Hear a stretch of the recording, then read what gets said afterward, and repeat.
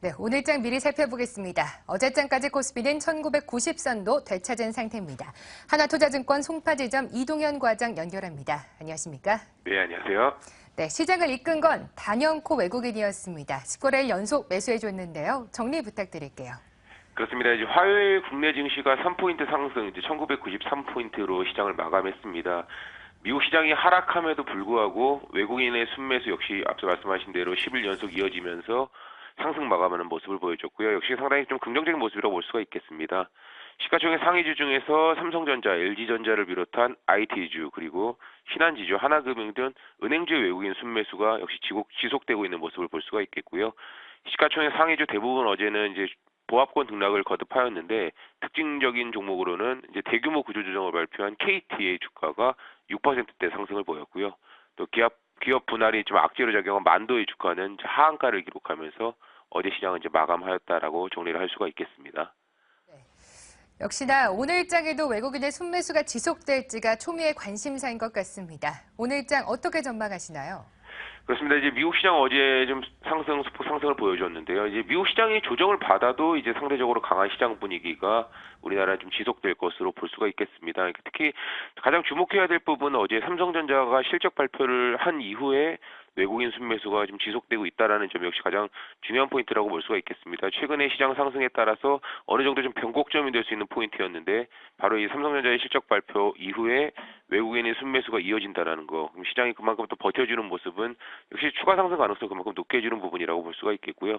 또한 중국 상해 지수 역시도 바닥권에서 어제 이제 2% 가까운 상승을 보여줬다는 점이 시장의 추가 상승을 기대할 수 있는 좀 중요한 이슈라고 판단을 할 수가 있겠습니다. 때문에 지수가 좀 조정받으면 역시 좀 더 좀 적극적인 자세로 비중을 확대하는 모습이 필요한 상황이다라고 볼 수가 있겠고요. 특히 외국인의 순매수가 좀 지속이 되고 있는 대형 수출주, 또 그로 인해 수혜를 받는 중소형주 위주의 접근 전략이 역시 바람직하다라고 볼 수가 있겠습니다. 네, 조정 나오는 종목들 적극적으로 비중 확대하자는 말씀 주셨는데 구체적으로 종목 전략도 세워주시죠. 그렇습니다. 이제 첫 번째 종목, 관심주로 오는 세 종목 말씀을 드리겠는데요. 첫 번째 현대제철입니다. 이틀 연속 지금 기관 외국인 양매수가 눈에 띄는 종목이고요. 작년 10월 이후에 주가가 좀 지속적으로 하락을 보이다가 2월 말에 자동차 강판 가격 인하가 나오면서 급락이 나오는 모습이 나왔습니다. 현재 PBR 0.6배 수준에 불과하기 때문에 뭐 대부분의 악재는 반영됐다라고 볼 수가 있겠고요.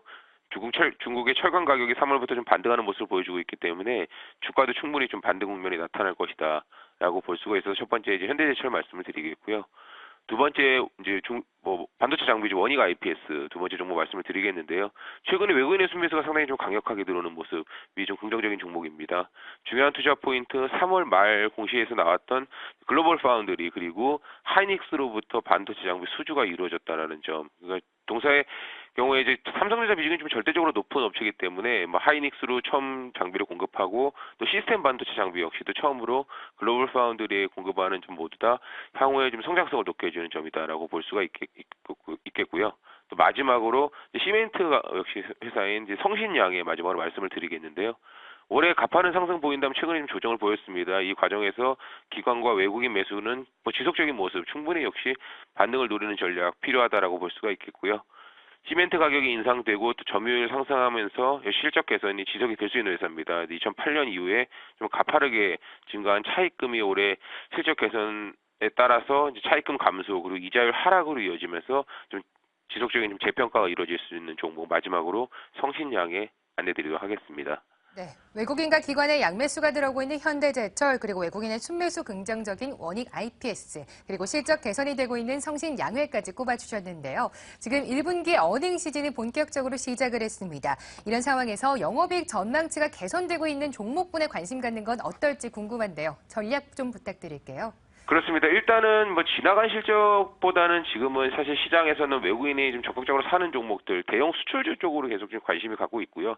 그러니까 물론 삼성전자의 실적 발표 이후에 특징적으로 실적에 따라서 주가가 크게 등락하는 모습은 제가 보기에는 크진 않을 거다라고 볼 수가 있겠습니다. 현재 시장 자체가 현재 실적보다는 역시 향후에 지금부터 개선되는 모습을 좀 중시하기 때문에 일단은 실적 발표에 대해 크게 흔들리지 않는 그리고 괜찮은 종목들은 계속 좀 모아가는 전략이 필요하다라고 말씀을 드릴 수가 있겠습니다. 네, 향후 실적이 개선될 수 있는 종목들, 대형 수출주 같은 종목들, 괜찮은 종목들을 모아 가보자라는 말씀 주셨습니다. 하나투자증권 송파지점의 이동현 과장과 함께했습니다. 고맙습니다. 네, 감사합니다.